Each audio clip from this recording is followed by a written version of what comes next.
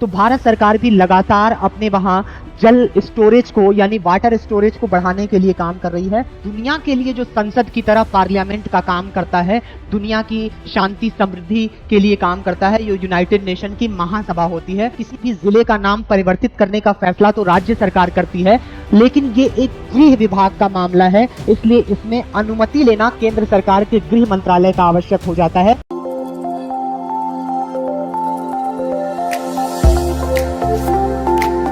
स्वागत है आप सभी का एग्जाम 30 के प्लेटफॉर्म पे। आज के इस सेशन में हम डेली प्रीलिम्स फैक्ट का एक नया सीरीज लेकर के आए हुए हैं और लगातार आप YouTube चैनल पे देख रहे हैं कि करंट अफेयर्स का पोर्शन हर एक एग्जामिनेशन के लिए काफ़ी महत्वपूर्ण होता जा रहा है। और अगर करंट अफेयर के सेक्शन को लगातार आप ऐसे ही डील करते रहें तो अमूमन हर एक एग्जामिनेशन में आप सफलता की कुंजी को प्राप्त कर सकते हैं, क्योंकि करंट अफेयर कहीं ना कहीं उन विद्यार्थियों के लिए जिनके जीएस पोर्शन तो काफी अच्छे होते हैं लेकिन करंट को कहां से कवर करें एक समस्या बनी रहती है। अगर वो करंट अफेयर को 2-3 जगहों पे सेलेक्टेड रूप से सर्च करते रहें तो उनके लिए काफी आसानी हो सकती है। पहला तो आपका ये एग्जाम 30 का प्लेटफॉर्म है, फिर कुछ मैगजीनें हैं, घटनासार वगैरह, वहां से आप कवर कर सकते हैं। लेकिन एग्जाम 30 को अगर लगातार आप फॉलो कर रहे हैं और उसके करंट अफेयर की सीरीज डेली प्रीलिम्स फैक्ट को अगर आप देख रहे हैं तो फिर करंट अफेयर का पोर्शन कहीं से आपको देखने की आवश्यकता नहीं पड़ने वाली है। तो मैं रहबर नवाज आज के इस वीडियो को यहाँ स्टार्ट करते हैं। करंट अफेयर्स विद MCQ, और ये SSC, CGL, CHSL, UPSI, UP triple SC, PET और यूपी पीसीएस एग्जामिनेशन के लिए भी काफी महत्वपूर्ण करंट अफेयर है। पहला प्रश्न आपके सामने है, हाल ही में किस राज्य के भिवंडी में भारत का पहला कार्बन मुक्त गांव विकसित किया जा रहा है? तो अक्सर समाचारों में भिवंडी शब्द सुनने को मिलता है, तो आपके सामने है option A Maharashtra, B Gujarat, C Andhra Pradesh और डी उत्तर प्रदेश। सही ऑप्शन है महाराष्ट्र। महाराष्ट्र के भिवंडी पहला कार्बन मुक्त गांव घोषित किया गया है भारत में। नेक्स्ट क्वेश्चन, विश्व बैंक के 14वें अध्यक्ष के रूप में हाल ही में पदभार किसने संभाला है?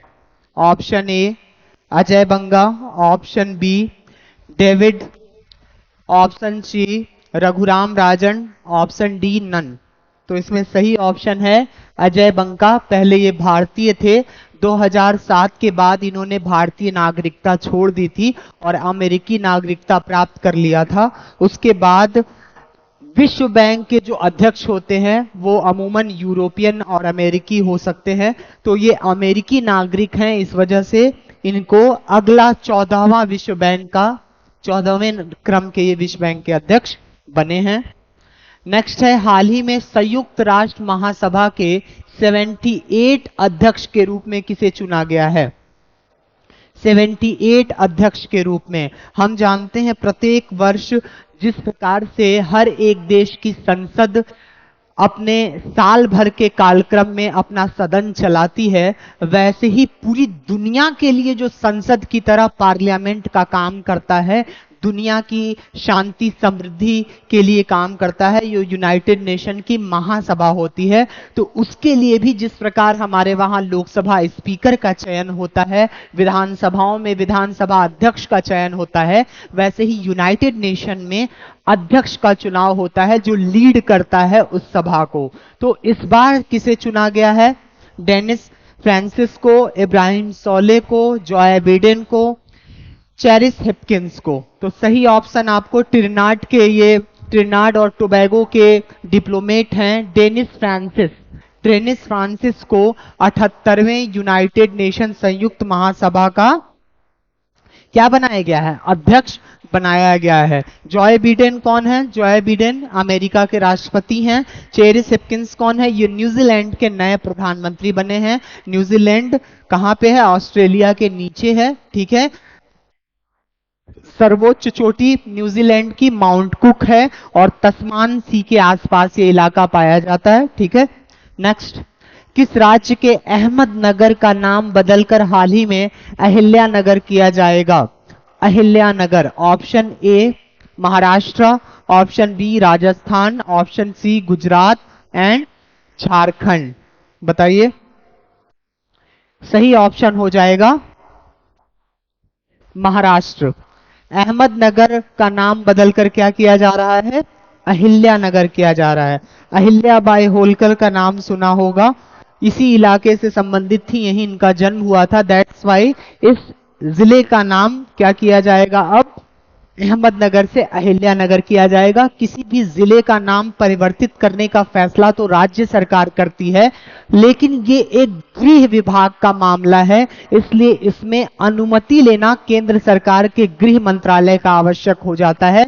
गृह मंत्रालय परिपत्र जारी करता है और भी डॉक्यूमेंट्स की रिक्वायरमेंट होती है, क्योंकि साथ ही साथ यहाँ न सिर्फ जिले का नाम बदला जाएगा बल्कि वहां की तहसीलों का नाम, वहां के रेलवे स्टेशन का नाम, तो हर एक विभाग से क्लेरिफिकेशन लेने के बाद गृह मंत्रालय एक परिपत्र जारी करेगा, देन इस जिले का नाम परिवर्तित होकर अहिल्यानगर हो जाएगा। नेक्स्ट क्वेश्चन है, हाल ही में बर्मिंघम के पहले भारतीय मूल के लॉर्ड मेयर किन्हें चुना गया है? तस्वीर देख रहे हैं आप। ऑप्शन में नाम है चमनलाल, बी आनंद कुमार, सी ऋषि सुनक और डी नवीन चावला। सही ऑप्शन है चमनलाल। चमनलाल बर्मिंघम कहाँ है? बर्मिंघम यूनाइटेड किंगडम का एक शहर है, काफी फेमस औद्योगिक शहर है ये। वहां पे चमनलाल नए मेयर बने हैं। मेयर यानी जिस प्रकार से हमारे वहां 74वें संविधान संशोधन के तहत नगरपालिका और नगर निगमों में अध्यक्ष के प्रावधान किए गए, जिसमें नगर निगम का जो लीडिंग अफसर होता है, लीडिंग पोस्ट होता है, उसे मेयर कहा जाता है। वैसे ही यूनाइटेड किंगडम में जो लोकल गवर्नमेंट का प्रमुख आदमी होता है उसे कौन कहा जाता है? मेयर कहा जाता है। तो मेयर का चुनाव जीता है चमन लाल जी ने।